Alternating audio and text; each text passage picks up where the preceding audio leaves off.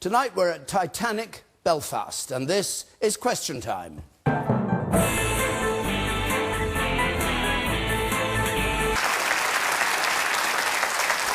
Thanks very much. Now, just the next one, and it's from Duncan Putt, please, or Duncan Putt. Are you Putt or Putt? Putt. Putt.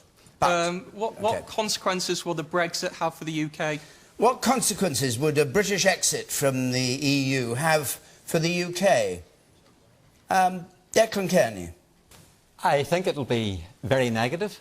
I think it's a case, as the Irish saying would go, of you cutting off your nose to spite your face. But my particular concern would be for the implications that a decision to go for Brexit would have for the north of Ireland.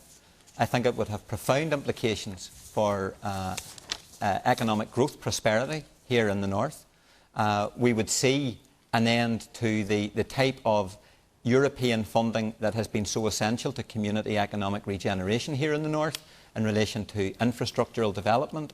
Our farming community is highly dependent upon cap payments, and our fisheries industry is increasingly dependent upon assistance from Europe. But in addition to that, I think it would represent a huge setback for the political process itself, because the decision to see Brexit will inevitably harden partition. It will thwart cross-border cooperation, and in that sense it is a huge negative for all citizens here, for the business and employers constituency within our society, for the farming community and for workers, because while I view the European Union as an institution with huge imperfections, which requires enormous democratisation, and Sinn Féin's emphasis would be on seeing the increasing primacy of a social Europe, nevertheless it is an arena which is essential for ensuring that regulations and directives are brought forward which entrench human rights, democratic rights, that are essential to economic growth and prosperity. And in the case of our own state here in the north of Ireland, has played a hugely important and influential role in the development of the peace process. OK. Do you agree with all that, Theresa Villiers? Well, I agree with what the Prime Minister has said in the past, and I think he reiterated it today, that of course the UK could be a success outside the European Union. The question is, are we better off outside or inside the European Union? And that will really depend on the outcome of the very important negotiations that the Prime Minister is conducting at the moment, and we'll hope will culminate in February. This is a crucial question, and I'm proud of the fact that it's a Conservative government that are giving the people of the United Kingdom the choice to vote on our relationship with Europe. Have you decided how you'll vote? We all need to wait for the outcome of the negotiation. That is going to be crucial. It depends whether the other member states of the European Union listen to the reasonable arguments that the Prime Minister is putting to them about the huge need for change in the European Union. So staying on the terms we are at the moment, as Chris Grayling said, would be a disaster in your view also, would it? Well, if nothing is brought back, you'd be voting get out. Well, certainly no one is happy with the status quo. The Prime Minister isn't, the government isn't. And frankly, I think there are many people across this country who would agree that the European Union needs to change. It needs to become more competitive. It needs to be fairer to countries. All right, well, we don't know what he's going to come back with, if anything. But if he comes back with nothing, you'll be voting to leave. Well, the government will obviously take a view on... You. We need to wait and see what the outcome of the negotiation is. And then the reality is that every man and woman in this country has the choice. It doesn't really matter what members of the government think. The choice is going to be what the Secretary of State for Northern Ireland thinks, doesn't it? When you've had this case made by Sinn Féin, how vital it is for Northern Ireland to stay in. I think it matters what you think. The important thing is that the people of this country are going to get the right to vote in a referendum on our relationship with Europe. Do you accept, Theresa, that the interests of the people in the north of Ireland are better served by staying in Europe or not? Well, as I say, we need to await the outcome of the negotiation. Okay. But the reality is, the position of Northern Ireland is something, of course, which people should and will, I'm sure, reflect on in choosing which way they vote. The woman there with her hand up, yes. It's you. It's got the microphone over your head. Well, as a student, I'm not... I can't vote. You said every person will have the right to vote. I'm only 17, and if the vote happens before my 18th birthday, I will not have a say in that, and I do not think that is right at all. What would your say be if you did have it? If you I would vote to stay. You'd vote to stay. And you said there. Yes. You. I object strongly to a bunch of unelected bureaucrats sitting in Brussels telling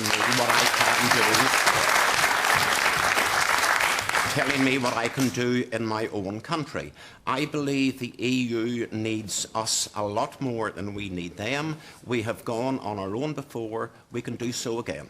And would your vote change depending on what David Cameron brought back from Europe or not? David Cameron would need to bring a great deal back for me to become convinced that we are better off in Europe. What would he have to bring back? Well, he would have to come back having changed human rights legislation, European courts, the amount of contributions that we put into Europe every year. I firmly believe a lot of that money would be better spent stimulating growth in our own country. So, right. Sounds like Brexit for you. Peter Hain. Well, do you want to answer his point? Perhaps? Yes, absolutely. I'd be keen to do so. First of all, there's an elected European Parliament. Northern Ireland sends European MPs. It's very powerful. It's not a question of unelected bureaucrats sitting in Brussels. They have significant influence. We have a commissioner in Brussels as well, British commissioner, very significant influence. As a government, we have a veto in the European Council on a whole series of issues. So I'm afraid you're just factually wrong. But can I just express astonishment that Theresa, Secretary of State for Northern Ireland, doesn't have a view on whether Northern Ireland would be better off or outside the European Union. I'm amazed, frankly. What if I think Britain leaving Europe would have very serious implications for the peace process. Borders would have to go up between the two parts of the island of Ireland, which are now in a happier state than we've seen for centuries. I also think it will be catastrophic for Britain. You said that they need us more than we need them. Half our trade is with the European Union. Only 10% of their trade is with us. Jobs, investment, prosperity is vital to keep us within Europe. Do you want to come back on the point? No? OK. You stay here. Yes, you, on the gangway here. Sorry, Smith. Yeah, you. We've already heard Declan and now Peter come up with the standard scare tactics used for us to encourage us to stay in Europe. They've told us that we rely on the money and that we rely on it for jobs. But with most of the figures show that's not true. And frankly, saying, as Declan did, that we need all the money from Europe to keep Northern Ireland going because we don't risk what might happen otherwise is a bit like saying I should stay on the dole as opposed to risk getting a job. Well, here's a question for Theresa. In the event of a Brexit, and in the event that the European funding that we have become so dependent upon in order to keep the northern regional economy afloat, will this Tory government commit to ensuring that that funding will be replaced and that there be an additional increment to our block grant to replace the European funding that we would lose in the event of a Brexit? You made the question. Do you want to answer briefly? I think these are matters which need to be debated during a referendum.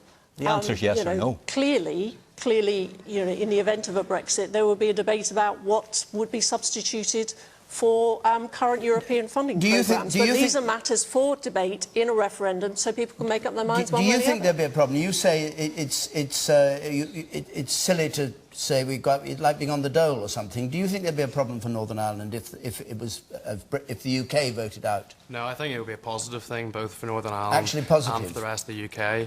It would bring us It would bring us increased prosperity and it would actually give us a right over our own border. And Peter says that we'd have to put up border controls. There were never border controls before we joined the European Union with the Irish Republic, and it's not going to change if we leave. Nigel Dodds, Nigel Dodds. Very briefly, to answer that point. Very briefly, we have floods of refugees coming in. We'd have to have border controls. Nigel Dodds. Well, we have a common travel area between the Irish Republic and the rest of the UK. What about the main point he said, the main point is this. There's a lot of scaremongering will go on. We've heard that David Cameron's going to run a Project Fear, scare people. And this business about the differences between Northern Ireland and the Republic and border controls and all that, well, we've heard this all before. We heard it very, very recently when the argument was we should all join the euro. Do you remember that? We were all told it'll be terrible if the UK is not in the euro and the Republic joins the euro. Remember, we had a currency equivalence between Northern Ireland and the Republic for decades. And we were told this would be disastrous for trade, for business. What happened? Nothing happened. The reality is that Northern Ireland and the UK can survive quite well, and many would argue better, outside the EU. The crucial fact is this: in terms of grants and all the rest of it, the UK has paid to Europe since 1973 £450 billion. Each year we pay in 19 billion and get back 10 billion. A deficit of £9 billion. Northern Ireland, to pick up on Declan's point, for every pound we get out of Europe, we pay in £1.50. This idea that all this money comes as largesse is given to us. It's our own money coming back at a reduced rate. And that's what needs to be addressed. So, as a matter of fact, will you vote out, or will you vote to stay in? As things stand, I would certainly be voting to come out. I have to see David Cameron coming back from his negotiations with a very, very clear message that we're going to restore the sovereignty of the United Kingdom's Parliament, that we're going to restore control over our borders, and we're going to address the situation where £350 million every week is transferred from British Exchequer, which could build hospitals, help our health waiting lists, create jobs, help the environment, and send to Brussels. David Airy, please. David Airy would appeal. Comments on Democratic wing of America. Website address is there. 0330 123 9988 is the number to call if you want to do that. And we'll, ask you all sorts of questions about what you want to talk about and what your politics are, and we'll have an audience like this one, beautifully divided, representing the whole community. If you're listening to this on Radio 5 Live, you know here, at least it stops in the studio, with my thanks to our panel, to all of you who came to take part, from the Titanic